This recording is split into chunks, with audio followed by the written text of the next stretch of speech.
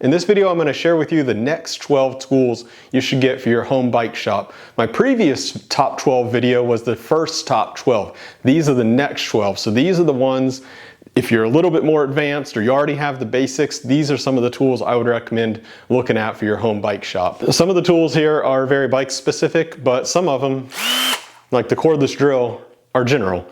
And this is pretty useful for general bike work because you never know when you're going to need to punch a hole through some kind of sheet metal or put on a wheel like this kind of polishing wheel or this kind of wire wheel, especially the wire wheel, handy for knocking rust off of an old vintage bike you might be trying to restore.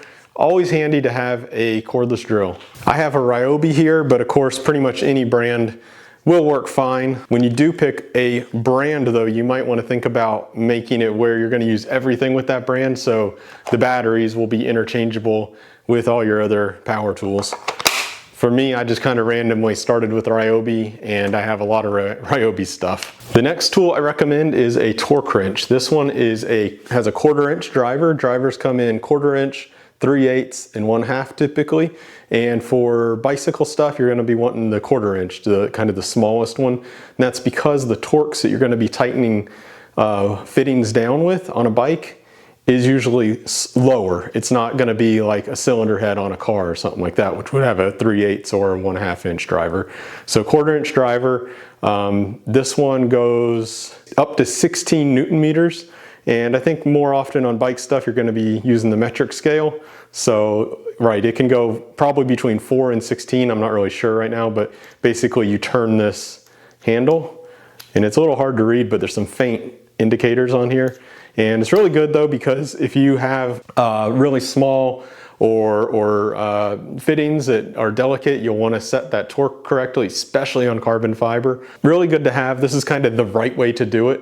Mostly on aluminum, I don't use these, but always on carbon fiber, I use these. So a torque wrench. Calipers. I love calipers. This isn't even all of them I have. These are just some that I happen to have handy here in the garage. I love calipers because you can just, all the time when you're working on bikes, you'll just want to know what is the diameter of something. What is the diameter of that bolt? What is the diameter? What's the length of my stem? You know, is this a brake cable or a shifter cable? I mean, that's pretty easy to tell, but you can always use your calipers to quickly check on that. So there's all kinds of calipers you can get. This would be called like a veneer caliper, and being that it doesn't have a dial, it's obviously not metric. These are super cheap. I think you can get this for $2 at Harbor Freight. Really, really cheap. And I mean, everybody should at least have this. This is very accurate too. If you watch a YouTube video on how to read the veneer scale, it's a bit tedious for me. I don't like doing it, but once you know how to do it, this can be plenty accurate for anything you would want to do in the bike shop. Just this simple like $2 veneer plastic calipers. Anything in a bike shop, this is accurate enough. It's going to take you more time to learn, and then even every time you do it, read that scale. But definitely, you must have one. This is like a must-have for the price in what you get. From there, you can also get dial calipers. These are nice because the batteries never fail. But, you know, nice and easy to read.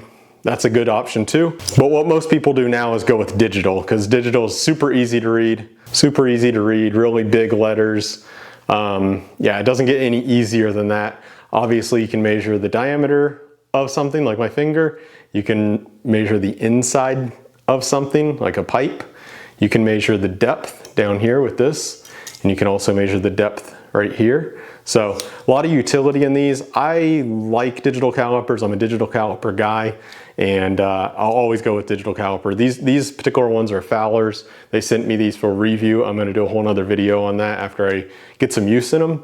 But yeah, digital calipers, super handy. Any calipers are handy. If you're on a budget, get the $2 ones. If you have more money, spend 50 to 100 on some nice digitals. Yeah, gotta have it. And inevitably, you're gonna run across a derailleur that is not straight. And the only way I know of to check if it's straight is a derailleur gauge, a derailleur checker. This is the Park Tools. There's other brands, but I happened to watch a video today and somebody bought one on AliExpress. He didn't like it. He said the metal felt like it was bending as he was using it. So just in case you don't know, the way this works is this threaded bit here threads into where derailleur would thread in to the hanger, right? And then this will touch the wheel in one place, and you rotate it, and it'll touch the edge of the rim in another place. If the derailleur is bent, that space won't be even, and you actually use this to bend the derailleur until it's even in all spots. Really, really handy. So a bent derailleur will cause your shifting not to go very good, and pretty much all derailleur hangers eventually seem to get bent. So this, to me, if you do much maintenance on a bike, is pretty much required. You need a derailleur hanger straightener. This is a very simple one. It's a hammer. Now, any hammer is good and any hammer will work. This one's a Capri Tool one. Again, they sent me a bunch of stuff. This is a dead blow hammer, so it actually has, don't know if you can hear that, but it has like sand in it or beads. And so it's really good at just thumping things and moving things, because the impact happens and then a moment later the beads or the sand or what's in it also pushes. So it's really good for like high torque, I guess you'd say. Really good for just kind of bumping things in, and it's covered with rubber so it doesn't scratch up or mess up your metal pieces. So I say get a dead blow hammer like this one, made in the USA, it says. Dead blow hammer, really, really handy. Just a medium size. I don't know actually what weight this one is, but yeah, just something like that. You can use it for all kinds of things on bikes. You never know when you're gonna need to bump something in a little bit. Just, you know, don't use your hands. It's really not good for you. Use a dead blow hammer. Yeah, if you start working on bikes a lot, I pretty much guarantee you'll use this. The next one's not really so much required, but I find it really handy to have, and that's a scale. I like to know how much my bike weighs before and after modification, just in general. I bought this on AliExpress like 7 years ago for like a few dollars. It's actually a luggage scale, so if you go on Amazon or wherever you want, search up luggage scale. But really simple, you know, has a clip here. You can clip this on the end of your saddle, turn it on, pick it up, pick your whole bike up with it, and it'll indicate the weight of your bike pretty accurately enough. So really good one. But going along with scales, I'm putting these in kind of the same group. Just a regular kitchen scale. You can get these mega cheap also. The only problem is with them, the batteries run out all the time, and I found that if I take the battery out and just set it on the scale and then put it in when I want to use it, it seems to last way longer. So I always keep the battery out, and then when I use it, I stick the battery in, and it seems to last a lot longer. If I leave the battery in, it seems to die. But yeah, really nice for just like checking how heavy things are that you're, you know, comparing. Like, oh, I'm putting on these brifters. Let's see how much my old brifters weigh. Okay, I saved 20 grams, whatever. Not necessary, but I like to have it, and you can get these things really, really cheap. I don't know how much, probably 10 bucks. And it'll last probably a very, very long time. Usually these are used in kitchens for cooking. Oh, but before we had the precision measurements, the scale, the calipers, all that stuff, but this one's a crude one, the hacksaw. The hacksaw is always handy in a bike shop or any kind of home shop, because you never know when you're going to need to cut something, when you're going to have to get aggressive. You can cut wood with these, you can cut metal, you can cut aluminum, steel, anything you want pretty much. They're very, very cheap. I would spend some money, don't get the cheapest one you can get. The blades are cheap, but I mean, I'm sure for under $20 you can get a decent hacksaw. And you never know when you're going to want to cut some bars down, cut a seat post down, cut whatever you want.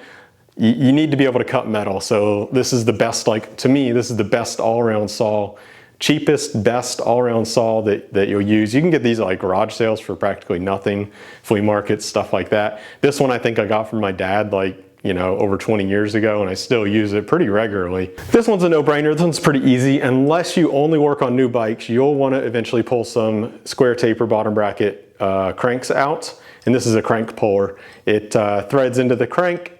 Then you turn this and it pushes the crank right out. Without this, you basically can't take a square taper bottom bracket style crank out. Not expensive. This one's a Park Tools brand, but but any will pretty much work. I think I even have like a little one that doesn't have the handle. You can put a wrench on it.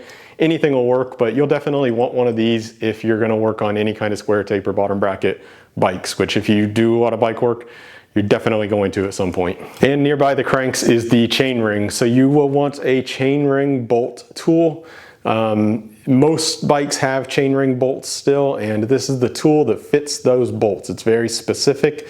I don't think you would ever be able to get your chain ring bolts out with one of these. So if you ever want to change your front chain ring, so you want to go, say it's a 1x, you want to go from 40 to 38 or whatever, and change that chain ring, you're going to need a tool like this. They're very cheap. This is a no-name one I probably got on Amazon somewhere, but any will do, I suppose. I don't really like this standard. I find this to be kind of a pain in the butt, but it is what it is, and there's a lot out there that need this tool, so cheap and very handy chain ring bolt tool. Since we're talking about chains and cheap tools, chain checker tool. These are super cheap. This is a Part Tool one, but I suppose any will do. And basically what this does is it is like a gauge. You hook this side onto the chain, and then you see if the other end is going to fall in or not. There's two distances you're measuring. The first one's kind of like a warning. Okay, that one fits in, that's okay, but the other one better not. And so what it's measuring is like how much this chain has stretched. You don't want the chain to stretch too much, and if it does, both of those will fall in when you rotate it. You'll have to watch a video maybe on how to use it, but very, very simple, very, very cheap, and very, very critical if you have a bike at all. This should have been in the first video, because you have to check your chain. You know, if you ride your bike enough, that chain is going to stretch, and if it stretches, it can damage the other components on your bike. So you definitely want this. Very, very cheap, very, very good tool. Maybe a little less important than the last one, but still pretty good to have, are some spoke wrenches. So if you ever get a loose spoke on your bike, you'll want a spoke wrench to be able to tighten it up. Or if you replace a spoke, you'll of course need a spoke wrench. These are the two common sizes that I have. I can't remember actually what they are. If I wanted to, I could take my calipers and measure them. Oh, it's called size number 1 and 2, but I can tell just by looking at it, that's not like a 1 or 2 millimeter gap. That's just a standard size that it's called. What I've done before, again, using my digital calipers to make sure I got the right ones, is I measured the spoke nipple on my bike and then made sure that I got the right one. And then this is also another type of spoke wrench. This has like all the sizes, but these are a little more comfortable to use, but this has like everything you'd need. If you just want to buy one tool, you can get one of these. Super cheap. If you ever get a loose spoke or anything like that, you should have one of these for like $5, $10, and you can take care of it. The last one's a big one. Ooh, the truing stand. This is totally different than those last ones because these are pretty expensive. Again, this is the Part Tool brand. You can get other brands for a little bit cheaper. But if you ever want to true a wheel, means make sure that it's not wobbling, you'll probably want one of these. You don't have to have one of these. There's other ways to do it.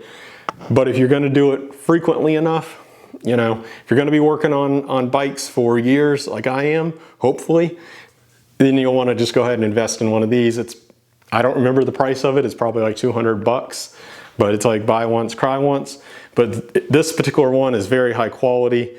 It's a pleasure to use. It's not even their most professional one either. But yeah, truing stand for truing wheels. If you work on bikes enough, you're going to come across some wobbly wheels. And the most comfortable, easiest way to address those is with a truing stand. You can also use the zip tie method in the frame, flip the bike over, put some zip ties on the chain stay and or seat stay or chain stay, depending on the bike, and you can kind of make the bike frame itself a truing stand, but this makes it way easier. I'm going to go ahead and throw in a bonus one because I'm probably not going to do any more of these videos. But this one is so important. I don't know why I didn't think about it before. Probably could have gone in the first video. Files. If you're hacking at bikes, if you're working on bikes, things don't always fit the way you hope they will. And that's where the file comes in. I call it like the poor man's milling machine, because you can basically mill any kind of metal, plastic, you know, aluminum, steel, any kind of material you want. If you're patient with your vise also, like we had in the first video, with a file. I have spent so many hours filing metal and being able to do things that I otherwise might not be able to do. I mean, a file, they're so cheap too. You can get these at Harbor Freight for practically nothing, and they can really save your butt. and just allow you to do things that you otherwise just wouldn't be able to do. So definitely get yourself a set of files. I would even go ahead and get some needle files. These are Craftsman, and these come in handy all the time too, especially if you do like 3D printing. These little files, it's the same thing as the big ones, but they're just smaller. But I love files. I use files so much. I have even more of them.